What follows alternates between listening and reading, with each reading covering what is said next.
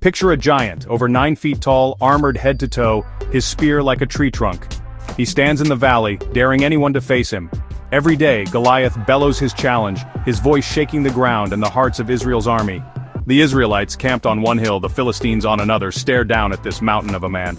For 40 days, Goliath mocks them, demanding a champion for single combat. Winner takes all. Losers' people become slaves. Fear spreads like wildfire. Even King Saul is paralyzed. The soldiers see only Goliath's size, his armor, his sword. They forget their training, their king, their faith. Fear is a prison, and Goliath holds the key. The Israelites hide, whisper, and accept defeat before the battle begins. Goliath's real weapon isn't his spear, it's his words. He crushes their spirit before a single blow is struck. Giants do this. They make us feel small, insignificant, and hopeless. They shout, "You're too weak! You can't win! Give up!" For 40 days, Goliath's campaign of fear works perfectly. The army of Israel is frozen, not by force, but by the shadow of one terrifying giant. Giants aren't just physical. They're any problem that makes us forget who we are and what we believe. They attack our courage, our hope, our faith. The Israelites lost the battle in their minds long before any sword was drawn.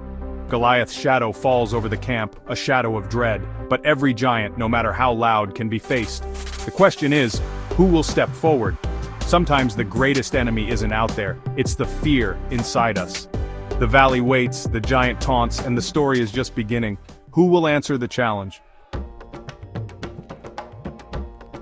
Far from the battlefield, a young shepherd named David tends his father's sheep. He's the youngest of 8, overlooked and left behind while his brothers go to war. David's world is quiet pastures, not clashing swords. One day his father Jesse sends him to deliver food to his brothers at the front lines. David obeys, leaving his flock in good hands, unaware that this errand will change his life. Arriving at camp, David sees Israel's army shouting war cries, until Goliath appears. Suddenly the bravado vanishes. Soldiers scatter, fear etched on every face. David is stunned. Who is this giant defying the armies of the living God? He hears Goliath's taunts and sees the terror in the men who should be heroes. Something stirs in David, not fear, but righteous anger. He asks, "What will be done for the man who defeats this Philistine?" His questions annoy his older brother Eliab, who accuses David of arrogance and tells him to go back to the sheep. But David isn't deterred. He's not defined by his age, his job, or others' opinions. The world often tells us to stay in our place, to accept our limitations. But David knows his worth comes from the God he serves, not from what others see. He keeps asking, keeps believing, and refuses to let fear or criticism silence him. Sometimes the one who seems least likely is exactly who the moment needs. David steps forward, not as a soldier, but as himself. Destiny often finds us when we're simply doing what's right. David is about to step from obscurity into history. David's questions reach King Saul, who summons the shepherd boy. Saul sees only a youth, untrained and untested.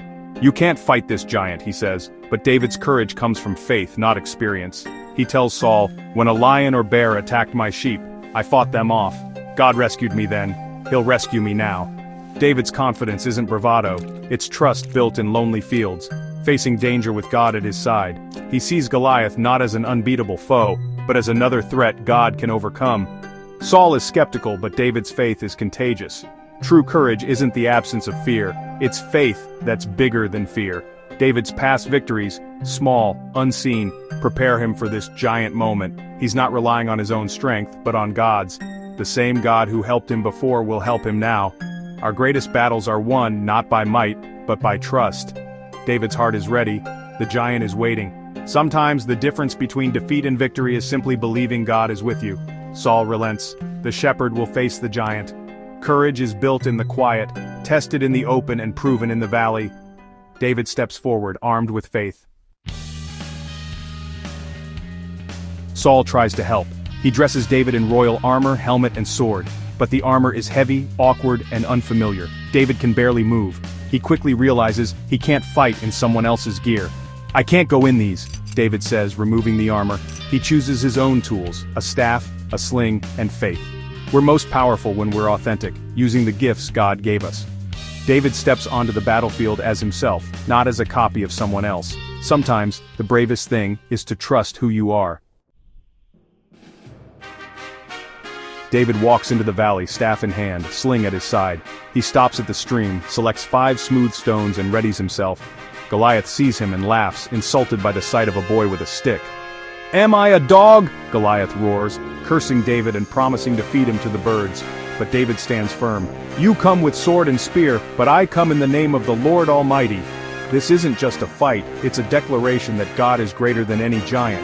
David runs toward Goliath, not away. He loads a stone, swings his sling, and lets it fly. The stone strikes Goliath's forehead, his only unprotected spot. The giant falls, face down, defeated. One smooth stone, guided by faith, topples the mightiest foe. The battle is over before it even begins. David's victory isn't about strength or weapons, it's about trust. The impossible is possible when you believe. Giants fall when faith stands tall. The valley of fear becomes a place of triumph. David's story is proof. Courage and faith can change everything. The world will never see giants the same way again. David and Goliath isn't just ancient history, it's a lesson for us all. Our giants may be fear, anxiety, illness, or doubt. They shout, "You're not enough," and try to keep us hiding in our tents. But like David, we can choose faith over fear. We don't need someone else's armor, just the tools and trust God has given us. Remember the battles you've already survived. Each one is a stone of faith. Name your giant. Face it. Don't let it be the only thing you see. Look to the God who is bigger. Step out of fear, into the valley with courage. You may feel small, but faith is enough. Run toward your battle. The God who helped David is with you, ready to bring down your giants. The victory is already possible, if you dare to believe.